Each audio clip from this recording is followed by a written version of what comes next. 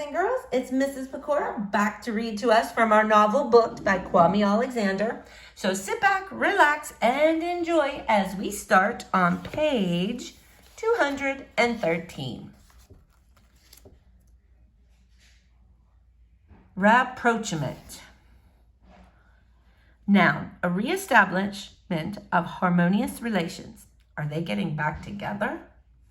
In the middle of Scrabble, the nurse comes in to take your blood pressure for the third time today.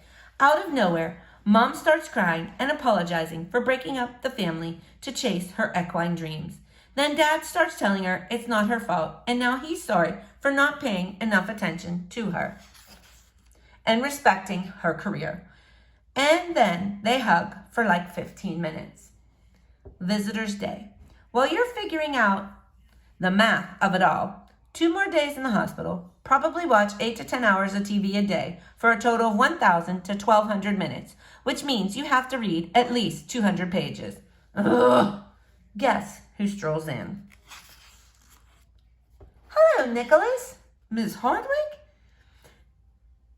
This isn't a pigment of your imagination. A malapropism, I remember. Very good. How are you feeling? I'm cured, I guess, but I can't play soccer. I'm sorry to hear that. I didn't have appendicitis, but I had kidney stones. It's worse. Not fun. Not fun at all. We missed you in class. Who is we? Since you're going to be out for a few weeks, I thought I'd bring an assignment. Yay, me. Mr. McDonald's said you asked for a book, and it just so happens we recently started a new one. The Mac is a traitor, you think. He couldn't make it today, but he will stop by tomorrow, she says, handing you a book called All the Broken Pieces. I think you may find a good read here, Nicholas. Thank you, Miss Hardwick. I'm taking a lot of antibiotic medication, you know, so I fall asleep a lot. So I'm not sure how long it'll take me to read this, you say, yawning loud so she can hear you. Always the comedian, Nicholas. I brought someone to see you. Are you up to another visitor, or are you too sleepy? She says with a smirk. You glance out of the window, wondering who it is. It's probably Mr. Mac trying to make an entrance. Sure, you answer. Well then, you have a grand day and a speedy recovery. I missed my wordsmith, she says, winking. You open the book, notice the number of pages. 240. Well, that's promising, you think, as your next guest saunters into the hospital room. Hey, Nick. This has got to be a swevin. Got to be a swevin. There is no way this is happening. You must be daydreaming again. No freaking way. Hi, Nick. Hi, I'm April. Sorry, I'm just a little stupid. And of course you mean stupefied, but you're too stupefied to actually say it. Stupefied. Verb. To stun or overwhelm with amazement. I sure hope this isn't a swevin. Sorry about your appendix. The whole class signed this. She hands you a get well card signed by everybody. I'm sorry you can't play soccer. That must make you feel pretty, irresolute. You shoot her a look of surprise. Wait, it means angry. I know what it means. I've been reading your dad's dictionary, she says, smiling. Where'd you get that? Mr. Mac. Sorry, boys and girls.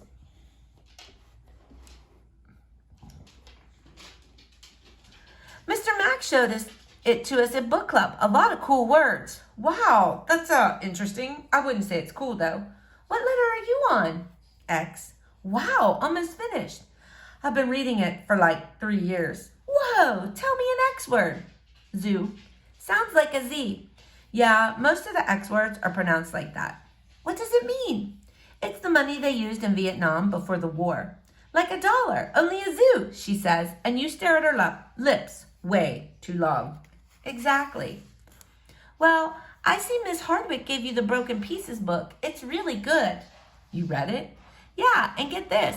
The boy in the book is really good at baseball, and he's from Vietnam. You'll like it, trust me. Did she just say, get this? Okay, well, I gotta go. Text me, let me know what you think of the book. Okay. Bye, Nick. Get well soon, because you and I have some dancing to do. And she kisses you goodbye on the forehead, more like your grandmother would, but that's not going to stop you from never washing your head, ever. You're not really into baseball, but you give the book a chance for obvious reasons. Plus, you need to earn some minutes.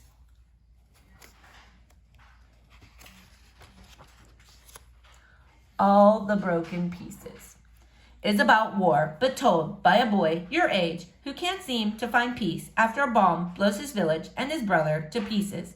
Then a soldier takes him to America, where he's adopted and just about to find out if he's made the baseball team on page 54, which means you have amassed 4 hours and 30 minutes of nonstop TV.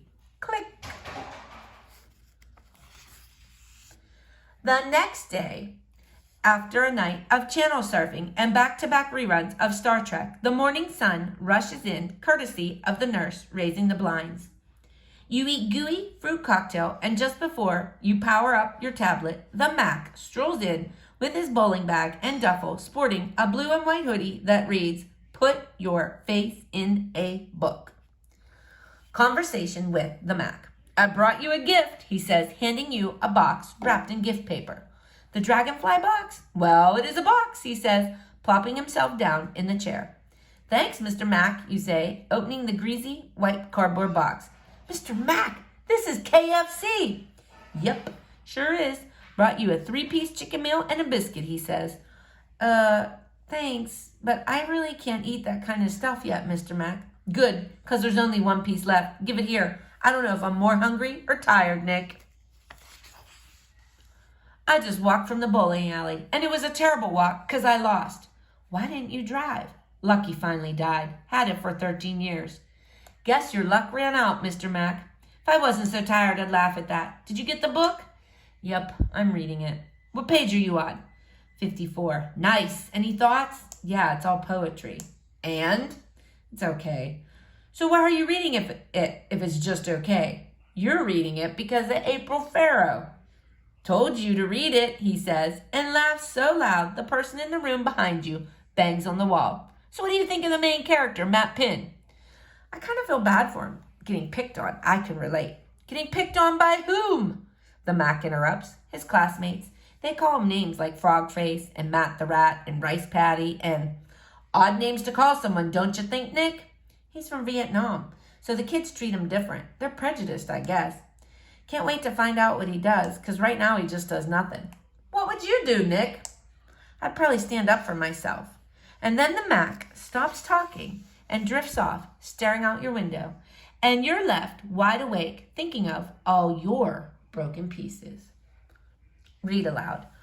When he wakes up 10 minutes later, the Mac whips out his copy, plops down in the vinyl chair at the foot of your bed, kicks off his white high tops, props both legs up, yawns louder than an elephant seal, stretches, then proceeds to read to you like you're in kindergarten and it's story time.